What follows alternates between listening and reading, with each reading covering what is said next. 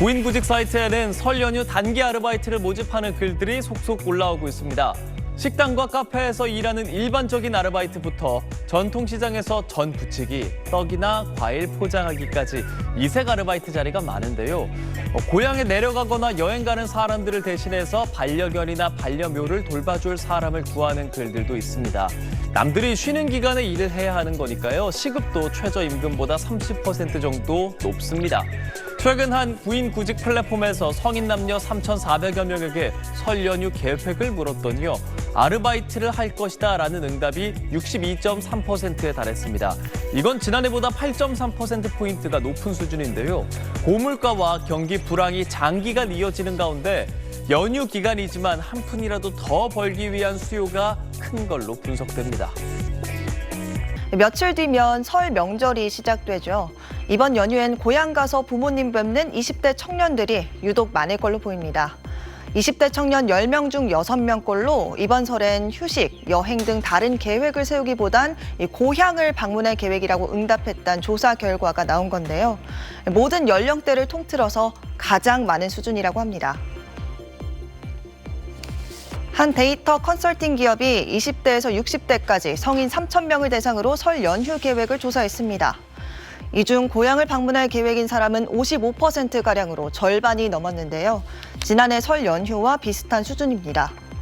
그런데 20대 청년들만 떼놓고 봤더니 62%, 그러니까 10명 중 6명이 고향을 방문할 거라고 답했습니다.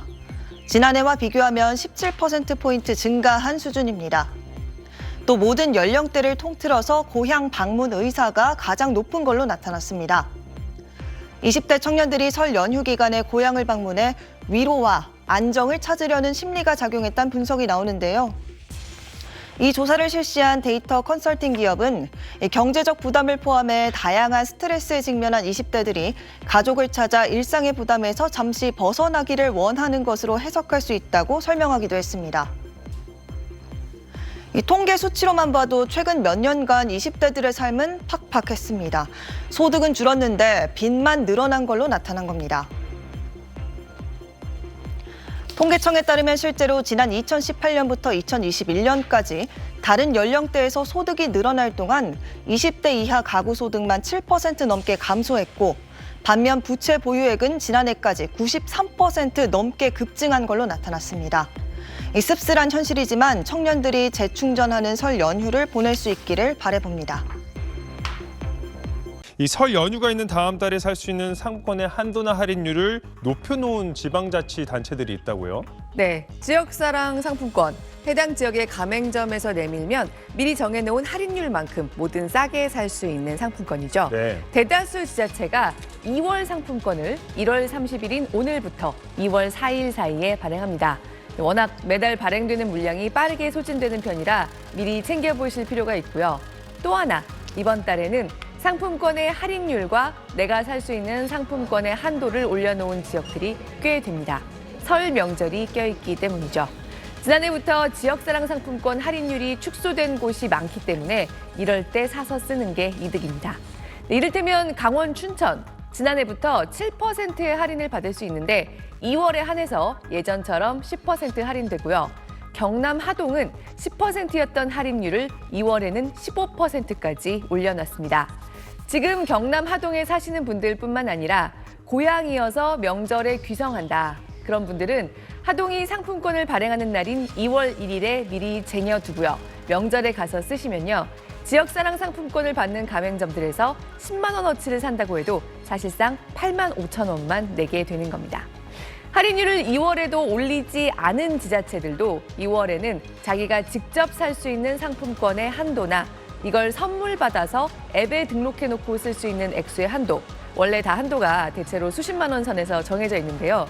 이걸 늘려놓은 곳들이 많습니다. 원래 알고 쓰시던 분들은 이미 구매 계획을 다 세우셨을 거고요. 지역사랑 상품권을 처음 들어보거나 들어는 봤지만 써본 적은 없다. 그런 분들이 관심 있는 지역 상품권, 오늘 안에 둘러보셔야 2월 상품권을 구매하실 수 있을 겁니다. 네, 권 기자 말대로 써본 적이 없다 이런 분들도 꽤 많더라고요. 네. 어떻게 쓰면 되는지도 알려주시죠. 네, 종이 상품권도 있고요. 선불 카드도 있습니다. 지역의 농협, 신협, 그리고 우체국 같은 데서 문의하시면 신청하실 수 있습니다. 하지만 역시 제일 간편한 건 앱입니다. 그러니까 편리하기도 하고요. 말씀드린 것처럼 지역사랑 상품권이 워낙 빠르게 소진되기 때문에 오프라인에서 찾아다니시다가 허탕치기가 쉽습니다.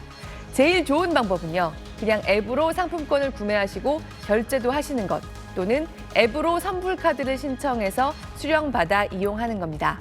명절을 맞아서 아무래도 스마트폰과 친하지 않기 쉬운 어르신들의 경우에는 자녀들이 좀 도와드리고 용돈 대신 충전도 해드리면 좋겠죠.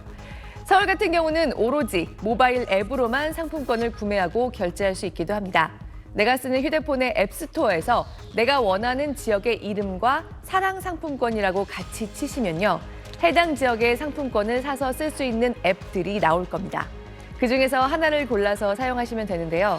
들어가서 보시면 공지사항에 다음 달 상품권은 언제 발행하는지, 또 할인율이 얼마인지, 얼마까지 사서 쓸 수 있는지 계속 업데이트됩니다. 한번 앱을 내려받으면 한 달에 한 번 정도만 신경 써서 상품권을 충전하시면 되는 거죠.